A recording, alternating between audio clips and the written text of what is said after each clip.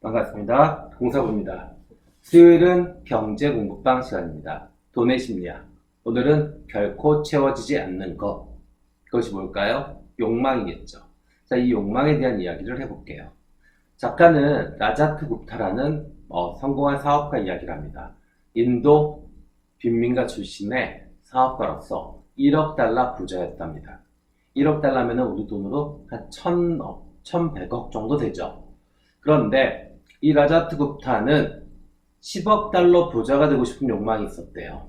그래서 불법을 저지르게 되죠. 내부자 정보를 통해서 투자와 거래를 했고, 그래서 결국 감옥에 가게 됐다라고 합니다. 네.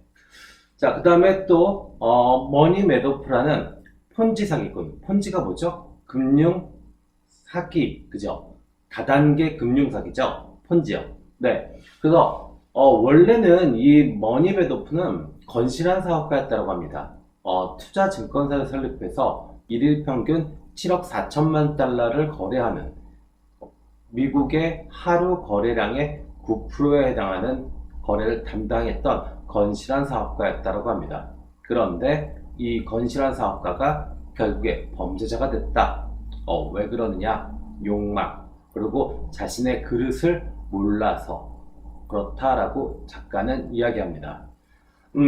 저는요, 실제로 제 자신이 이제 사업도 하고 또 이렇게 돈을 벌어보기도 하고 잃어보기도 하고 많이 해봐서 경험이 있는데, 자신의 그릇은 자신만이 압니다. 그러니까 누구의 말에 현혹되지 마세요. 특히나 가족이요. 아내, 남편, 그 다음에 자식, 부모, 친구, 여기다가 내 인생을 책임져 주지도 않을 그런 점쟁이들 말 믿지 마세요. 네. 자기 그릇은 오롯이 자기만 합니다. 제가 경험이 있어요. 그 경험이 너무 고통스러워요. 지금도 그 여파가 아직도 남아서 사는 게 조금 제가 우울할 때가 있어요. 네.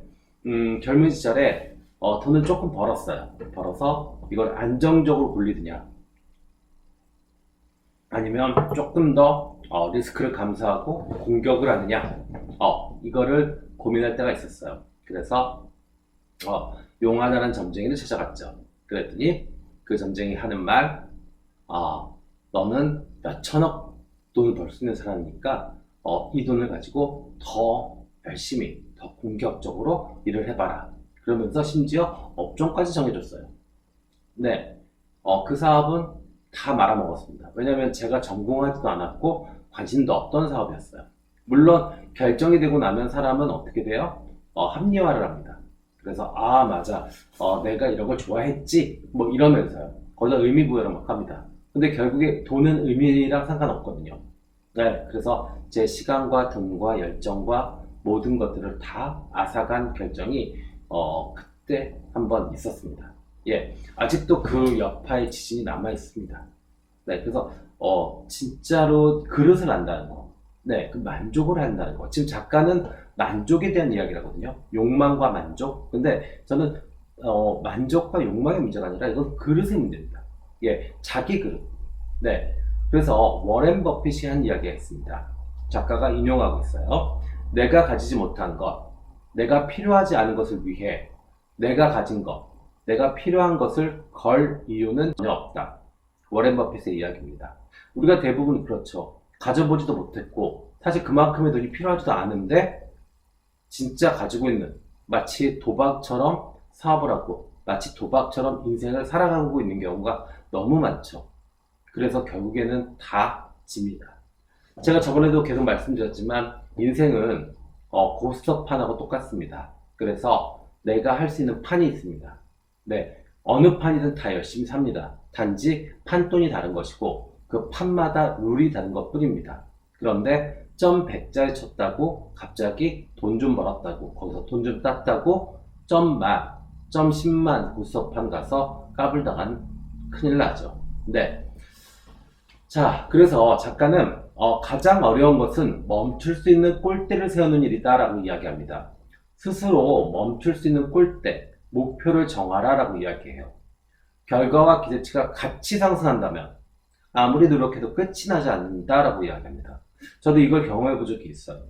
네, 분명히 이 정도면 주변 사람들이 부러워하고 이 정도면 내가 조금 마음의 안정, 마음의 안식을 좀 가질 수 있는데 그 순간에도 어떤 저의 욕심인지 아니면 타인들의 어떤 기대인지 모르겠지만 저는 도박처럼 사업을 했었습니다. 그래서 사실은 많은 것들이 힘들어졌었죠.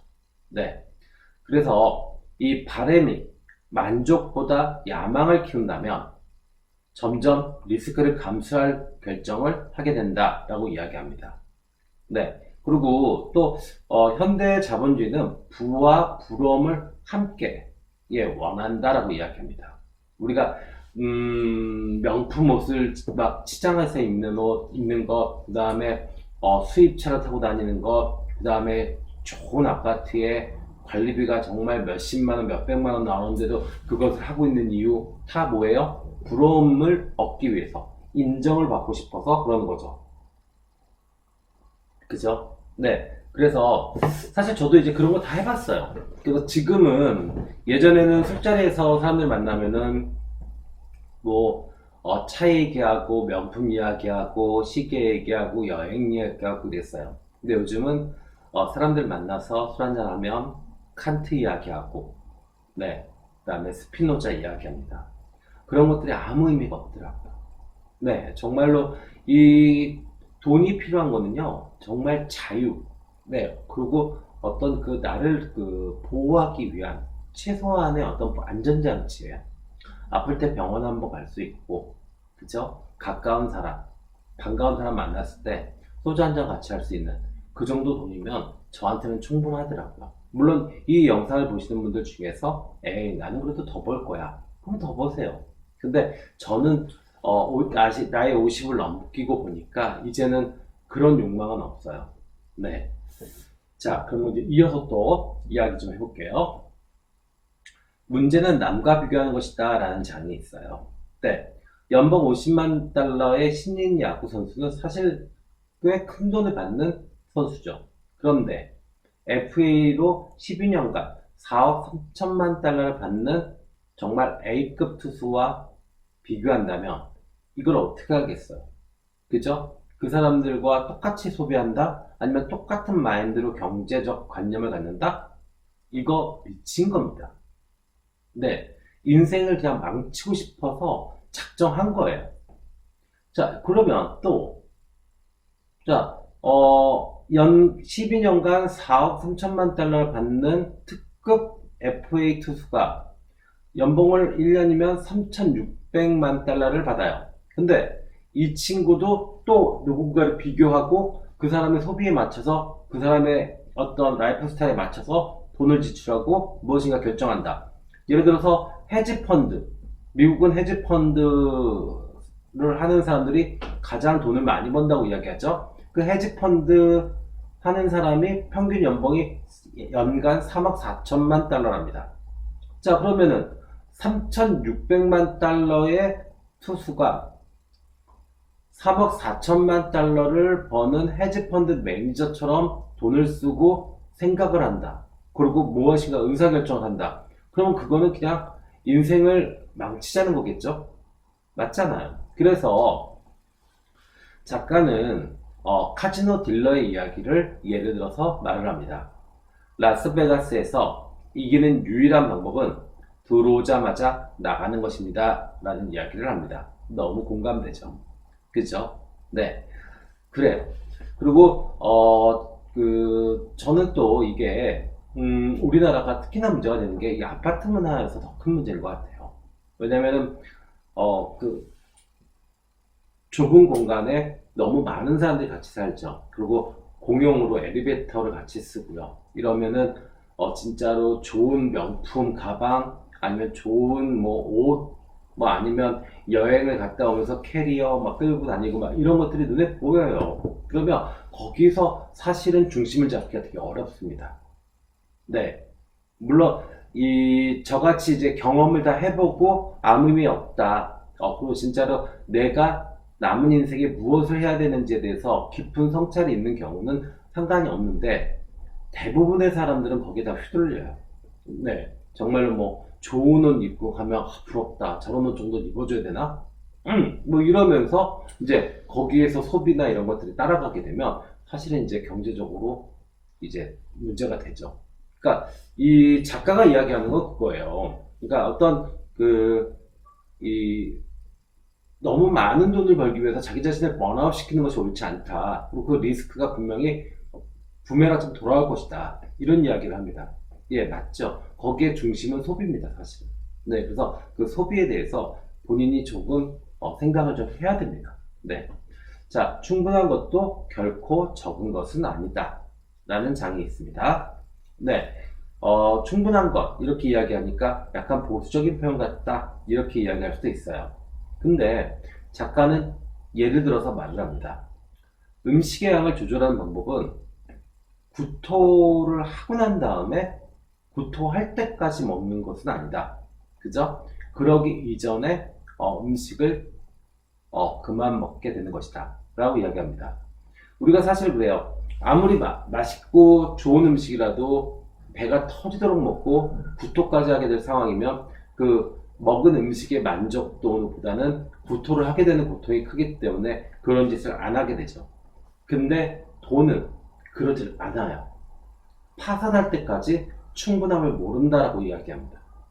거의 대부분 다 이래요, 우리가.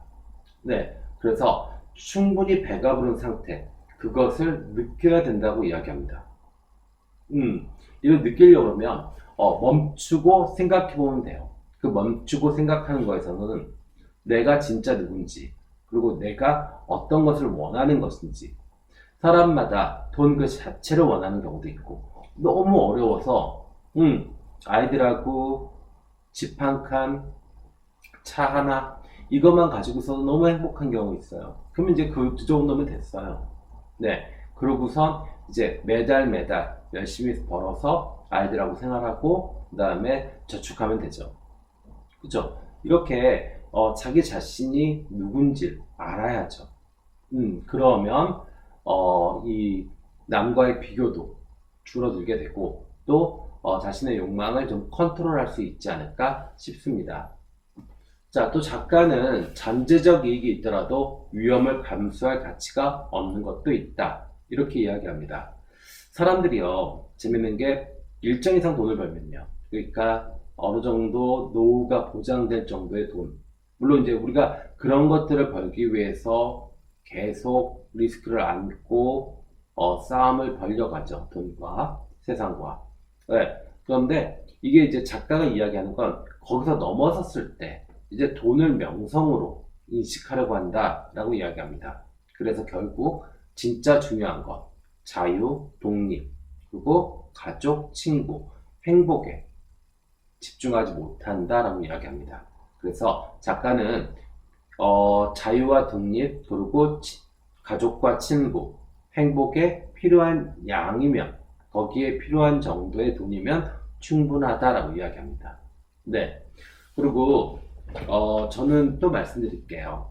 그러니까 어떤 최저, 너무 빈곤하면 안 돼요. 그러니까 그 돈 때문에 사는 것이 빡빡하고 돈 때문에 너무 힘들다라고 하면 그 돈이 1차 목표예요. 돈 버셔야 됩니다. 네. 그런데 예를 들어서 그렇잖아요. 그냥 뭐 소나타 정도 차를 타고 다니는데 부지기 BMW를 타야겠다라고 해서 과하게 더 일을 하고 과하게 더 리스크를 안고, 물론 BMW를 사야 되는 이유, 선택해야 될 이유는 여러 가지 이유가 있을 겁니다. 주변 사람들의 부러움, 그 다음에 고속으로 잘 달리고 안정성도 있고, 그 다음에 나의 만족도 있고. 자, 그런데 저도 이렇게 살아가면서 생각해 보니까 인생이 결과가 아니더라고요. 과정이더라고요. 소나타를 타더라도 내 마음이 편하고, 소나타를 타더라도 정말로 그 안에서 좋은 음악을 듣고 좋은 커피를 한 잔 마시면은 거기서 추억이 생겨요. 그런데 BMW를 타고 벤츠를 타면서 리스비 걱정해야 되고, 그 다음에 더 많이 일을 해야 되고, 그러면 사실 차를 느낄 시간도 별로 없어요. 그 벤츠고 BMW고 느낄 시간이 별로 없습니다. 그렇기 때문에 너무 고통스러울 정도로 목표를 높게 잡는 건 돈을 관리하시는 방법으로 옳지 않습니다. 네. 그래서 만약에 진짜로 나는 너무너무 힘들다 지금 월세집에 살고 그 다음에 집도 절도 없다. 그리고 미래가 너무 불안하다. 그러면 지금 시기에는 돈에 집중하실 시기예요. 대신에 중간중간에 생각해 보세요. 네. 내가 이 돈을 모아서 어디에 쓸 것이며 또 나는 돈이 나한테 어떤 가치인가를요. 그것이 중요합니다. 그러지 않으면 이 돈이 사람을 잡아먹습니다.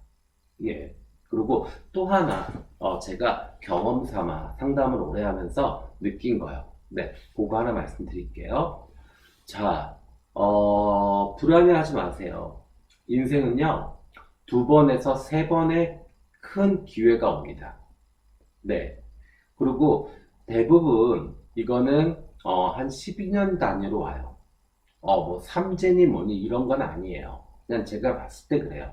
그래서 일반적으로 한 36세 전후에서 한번 오고요. 또 48세 전후로 한번 오고요. 또 60세 전후로 한번 옵니다.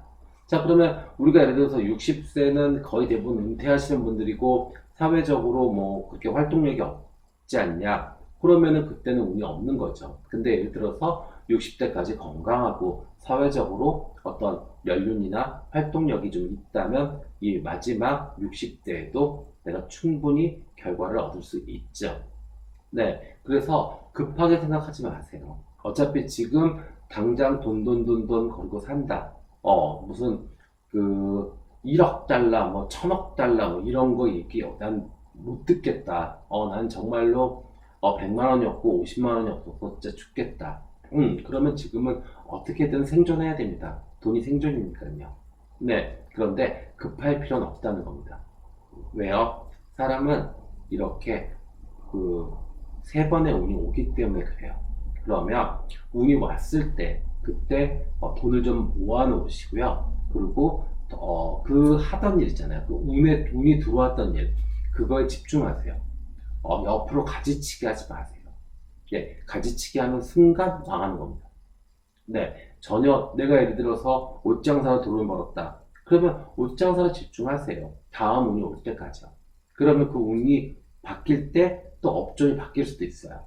근데 우린 대부분 어때요? 옷장사로 돈을 벌었다 그러면 바로 그거 가지고 뭐 식당을 차립니다. 그럼 망하죠. 네, 그렇게 됩니다. 그래서 작가가 이야기한 어떤 욕망과 만족, 충분한 것 이런 것들과 또 제가 경험을 했던 그리고 상담을 하면서 느꼈던 것들을 섞어서 오늘 말씀드렸습니다. 네, 자 오늘 저의 수업이 도움이 되셨다 보시면 좋아요, 구독 부탁드리고요. 네, 고민이 많으시다 보시면 네, 언제나 060-700-4579로 전화 주시면 저와 타로스타가 정확하고 확실한 답을 드리도록 하겠습니다. 지금까지 공사부였습니다. 감사합니다.